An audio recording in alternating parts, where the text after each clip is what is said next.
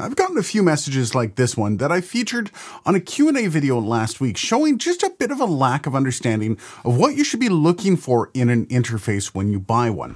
So let's do just that. So when you're looking for an interface, money these days doesn't seem to matter as much as it used to. For $200, you can get something great like this 4th Gen Scarlett 2i2. And barring the need of more inputs, you would be set. And frankly, the world is at your feet at that point. So then let's just scan over some of the specs of this interface to see what we have and what you might want to be looking for if you're going to buy something like this. Let me know if you want me to do a video like this as well on more expensive gear and some of the specs and features that come along with those. Anyways, when you dive into this lot of specs and you see all those numbers, it can be a bit overwhelming, especially when there really isn't a standard for spec layouts. Companies will leave some specs out, especially if they aren't particularly positive, or they consider it to be unnecessary. And sometimes things just have different names just to mess with you even more. This unit though, the 4th Gen Scarlett 2i2, is rather well laid out here. Really though, especially at this price point, the most important specs you need to know about are in the overview specs and the mic input specs. There's something to be said about the headphone specs, but we'll go over that in a second. Let's start up here at the overview specs. And don't worry, I won't go too far in depth with these, but I will give you a general understanding.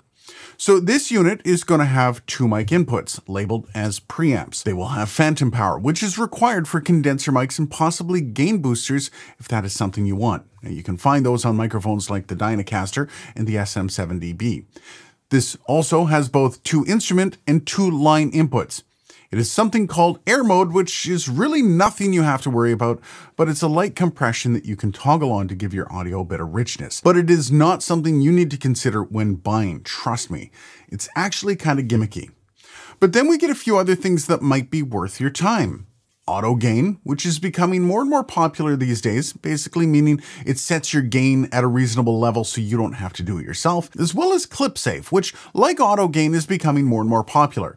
That is basically just a limiter which refuses any clipping signals, meaning it will just ignore any information on the waveform that goes over the clipping line.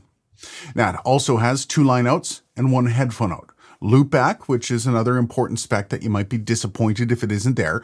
This basically lets you loop back computer audio into a DAW for recording without taking up one of your other 2 inputs.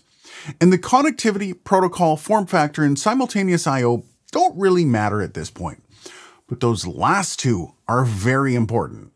The resolution is exactly what you think it is. Just like a camera has resolution for video and stills, digital audio has resolution too. So this unit is 24-bit and it has a sample rate of 192 kilohertz. Now, for the bit rate, I went into that in an earlier video. I'll put that up here. You don't need to understand it too much, but you need to have at least 24-bit these days. Now, some newer interfaces are showing up with 32-bit float, which is largely unnecessary for people starting out, but just know that 24-bit is really all you need. As for sample rate, well, that's much easier to explain. You see, sample rate's kind of like pixels. The more, the better. So a sample rate is just the amount of times that a piece of audio is sampled like this. Each line is a sample that the interface has taken of a piece of audio within a single second. And the more samples in a piece of audio, the closer it is to the original sound when converted to digital. So, and by the way, this is a really dumbed down example, but say you have a sample rate of 8. That would mean the waveform has been sampled 8 times per second. And you double that, and the resolution of the audio doubles to 16, meaning it's twice as good.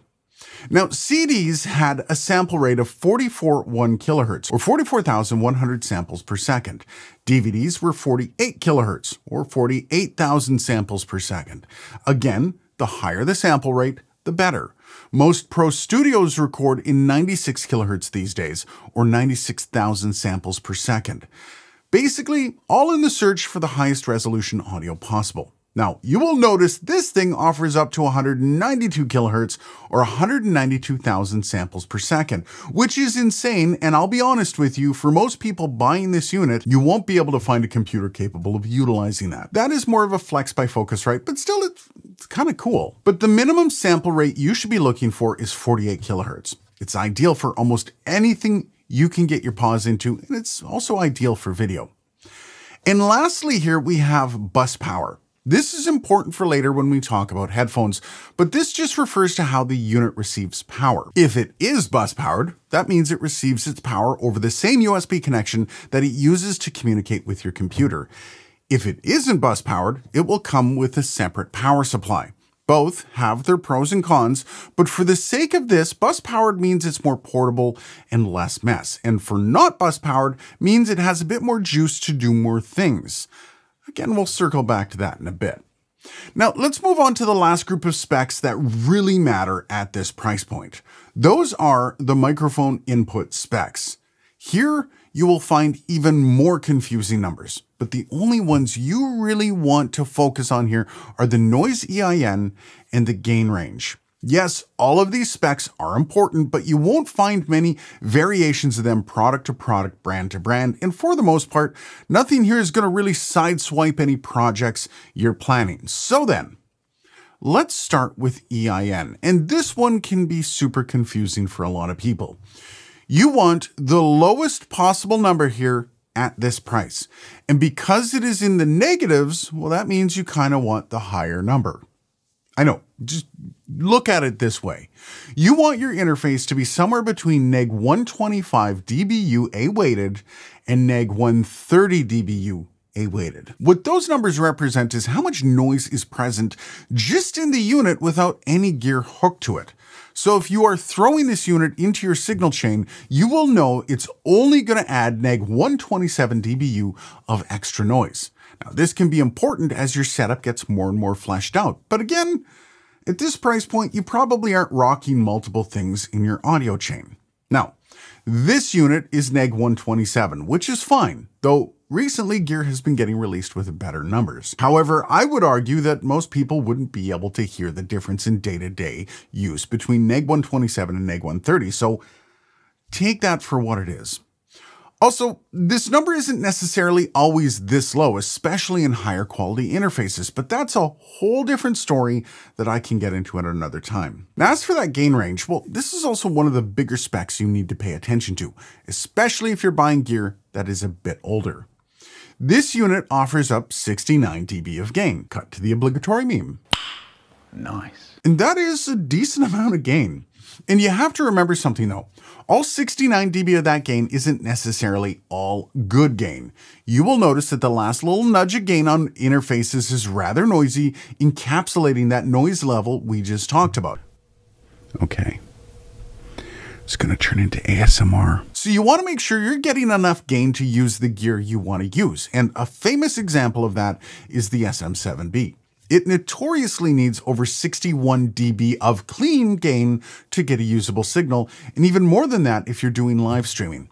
And when you look at older interfaces, it was very common to find them with gain ranges between 45 and 55 dB.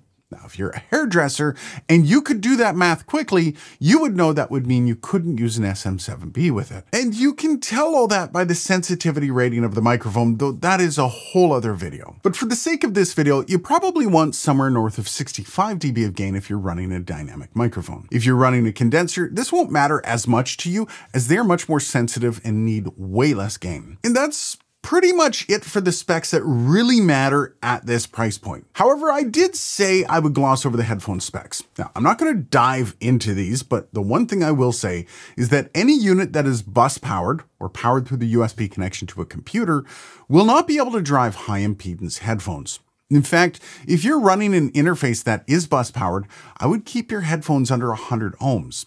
Even some interfaces with power supplies struggle with high impedance headphones like the Bear Dynamic DT770 Pros. Those are 250 ohms, and they need to be cranked to work with my Mackie DLZ Creator XS. Good thing about that though is that most headphones in your price range are low impedance, and you really only run into the high impedance ones as you climb the product stacks. So then, did I lay it out all well enough for you? Or is there something I didn't go through enough? Let me know down below. Cheers! And I'll see you in the next video.